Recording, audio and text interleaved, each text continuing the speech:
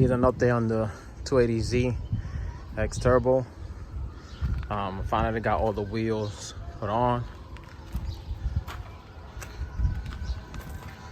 I got this side completely done.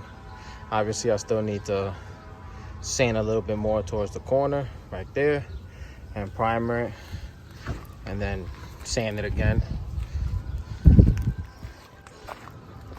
I haven't got to the driver's side, but I did replace this fender, as you guys seen in my earlier video.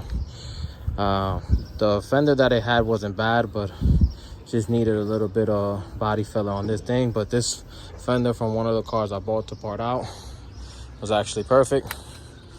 I need to remove these stripes and this adhesive and see what this sticker was covering, as I seen that's an ongoing trick that I've noticed. People put stickers to cover stuff, and I have to address this side. I did put some of the leftover body filler there. Not that it was needed, but I have to sand it. This was already sand, but I have to address some of this. You know, since it's cracking here, I have to figure out why.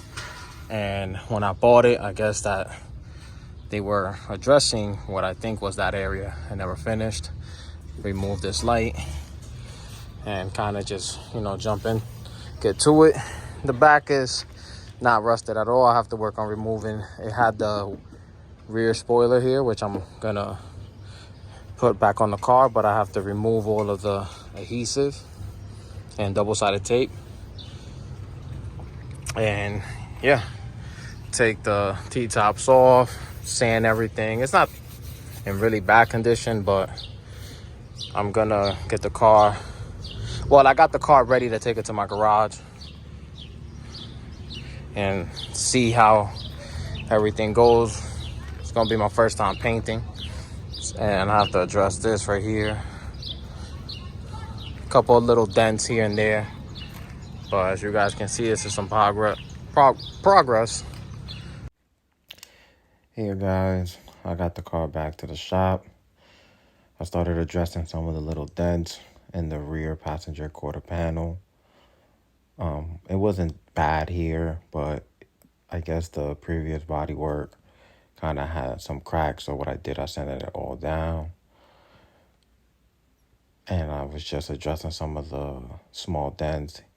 This is the lower rear quarter panel. As you can see, I sanded it, then added some body filler, then proceeded with some more sanding and adding body filler.